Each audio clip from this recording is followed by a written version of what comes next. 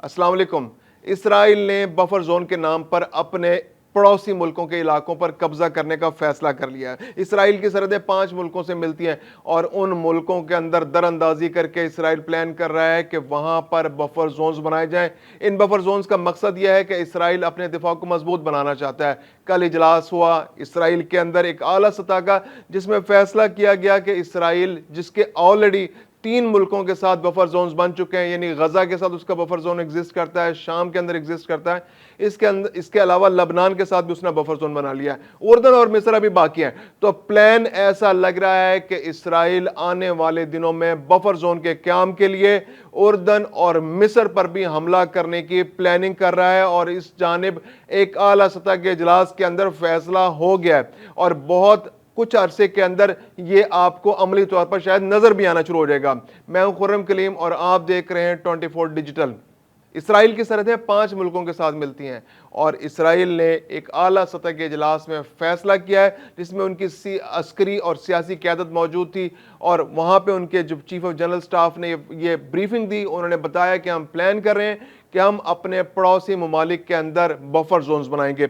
समझने की जरूरत यह है कि बफर जोन आखिर होता क्या है। बफर जोन एक ऐसा इलाका होता है जो 2 मुल्कों के दरमियान एक खाली इलाका होता है। दोनों मुल्क अपना अपना थोड़ा थोड़ा इलाका दे के एक बफर जोन बना लेते हैं, जिससे क्या होता है कि अमूमन तो ये नॉन मिलिट्री इलाका होता है और वहां पर शहरियों का आना जाना नहीं होता कि अगर कोई मुल्क हमला करे तो दूसरे मुल्क को हमले को रोकने के लिए थोड़ा सा इलाका भी मिल जाता है, स्पेस भी मिल जाती है और टाइम भी मिल जाता है। और वो दोनों उस इलाके के अंदर या तो खारदार ताने लगाकर या दीवारें बनाकर एक बफर जोन बना लेते हैं, जहां पर दोनों मुल्कों का कब्जा भी होता है और दोनों मुल्कों का कब्जा नहीं भी होता।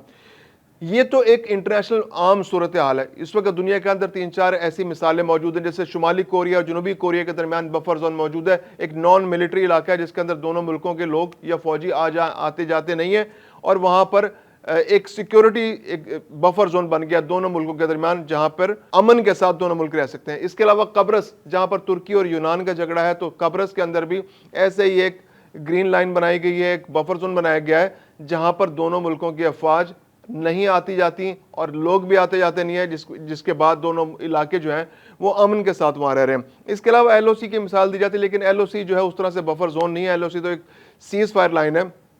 तो इसराइल अब ये प्लान कर रहा है कि वो अपने पड़ोसी मुल्कों के अंदर बफर जोन बनाएगा। मैंने जैसे बताया कि बफर जोन्स में दोनों मुल्क अपना अपना इलाका देते हैं, लेकिन इसराइल के यहाँ तो ये रवायत मौजूद नहीं है। इसराइल तो जारियत की ज़बान जानता है, वो जारियत करता है, वो दूसरे मुल्कों पर कब्जा करता है, उनके इलाकों पर कब्जा करता है। जैसे इस इलेजिटिमेट मुल्क के क़याम के लिए फ़लस्तीन के इलाके पर कब्जा किया, तो उसके बाद इसराइल ने गोलान की पहाड़ियों पर कब्जा किया, सहरा सेना में उसने कब्जा किया। इसके अलावा मुख्तलिफ मुल्कों के अंदर वो कब्जा करता रहता है। अब शाम के भी कुछ इलाकों पर उसने कब्जा करने की कोशिश की है। तो गोलान की पहाड़ियाँ शाम के अंदर एक बफर जोन है, जहाँ पर यूएन की प्रेजेंस भी है। 1974 के बाद से यूएन की फौज, यूएन के ऑब्जर्वर्स वहाँ मौजूद है पार्शली, और वो ऑब्जर्व करते हैं कि किस तरह से बफर जोन के अंदर मिलिट्री एक्टिविटी ना हो। इसके अलावा लबनान के साथ भी तकरीबन 15 से 30 किलोमीटर का एक बफर जोन जो है इसराइल ने क्रिएट कर चुका है क्रिएट। गजा के इलाके में भी उसने गजा के इलाके के साथ भी 300 से 500 मीटर का एक बफर जोन क्रिएट कर लिया। अब उसके बॉर्डर्स जो हैं वो उर्दन और मिस्र के साथ मिलते हैं। तो कल जो इजलास हुआ है उससे ये फीलिंग आ रही है कि इसराइल मजीद बफर जोन्स बनाना चाहता है और वो बफर जोन अपने इलाके में कभी नहीं बनाता। वो बफर जोन के लिए भी दूसरे मुल्क के इलाके पर कब्जा करता है। यानी अगर उसने मिस्र के साथ उसने बफर जोन बनाना है तो उसने मिस्र के इलाके पर कब्जा करना है, मिस्र के इलाके पर कब्जा करेगा, उस इलाके के अंदर जाएगा, वहां पर कब्जा करेगा और वहां पर अपने सिक्योरिटी अरेंजमेंट्स करेगा, अपना वो कुछ सिस्टम्स लगाएगा, सेंसर्स लगाएगा या अलार्म सिस्टम लगाएगा या अपने फौजियों की प्रेजेंस लगाएगा या ऑब्जर्वेटरीज बनाएगा वहां पर। इसके अलावा वो उर्दन के अंदर भी इसी तरह का एक प्लान कर रहा है। हालांकि उर्दन और मिस्र जो है वो 1967 या 1974 के बाद किसी कॉन्फ्लिक्ट में इसराइल के साथ नहीं गए, ना हम उनके कोई खाना जंगी उनके साथ हो रही है, बल्कि गजा की जो इमदाद है वो जो मिस्र से जारी थी वो भी अब खत्म हो गई। वहां पर एक बहुत ऊंची दीवार बना दी गई और गजा के लोग जो है वो मिस्र के अंदर जा भी नहीं सकते और ना उन्हें वहां से इमदाद मिलती है। जब वहां मुर्सी की हुकूमत थी तो उस दौरान में गजा और मिस्र के दरमियान कुछ टनल्स बनाई गई थी, या उससे पहले भी हिस्टोरिकली टनल्स मौजूद थी, लेकिन जब से सीसी की हुकूमत आई है वो टनल्स का सिस्टम भी खत्म हो गया और इसराइल ने जब से यहाँ पर कब्जा किया है, गजा के इलाके में बमबारी की, इसराइल को गजा को तबाह कर दिया है, उसके बाद वो टनल्स वाला सिस्टम भी बंद होकर रह गया। تو اب اسرائیل پلان کر رہا ہے کہ وہ مصر کے ساتھ بھی بفر زون بنائے گا، اردن کے ساتھ بھی بفر زون بنائے گا۔ تو آنے والے دنوں میں اس بات کے خدشات موجود ہے کہ اسرائیل ان ملکوں کے اندر یا تو ملٹریلی در اندازی کرے گا، یا وہ ان ملکوں کے ساتھ مذاکرات کے ذریعے ان کو مجبور کرے گا کہ وہ اپنے کچھ علاقے ان کو دیں جہاں پر یہ بفر زونز قائم کیے جا سکیں۔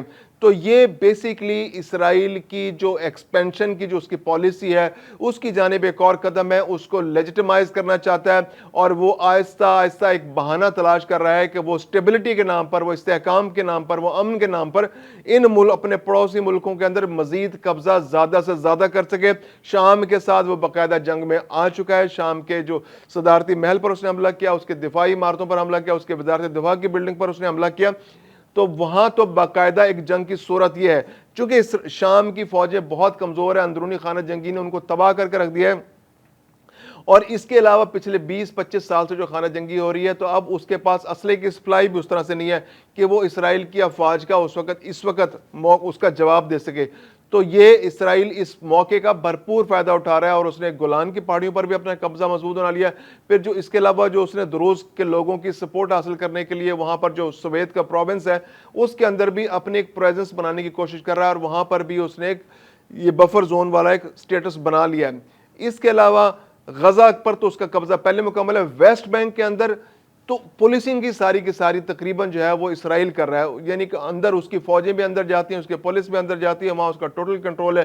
یروشلم کے علاقے میں بھی، بیت الحم کے علاقے میں بھی، رام اللہ کے علاقے میں بھی، جو بھی علاقے مغربی کنارے کے ہیں وہاں پر اس طرح سے اس کو بفر زون بنانے کی ضرورت نہیں ہے، کیونکہ وہ وہاں پر پہلے آباد کاری کر رہا ہے۔ غیر قانونی آباد کاریاں بہت بڑے پیمانے پر ہو رہی ہیں۔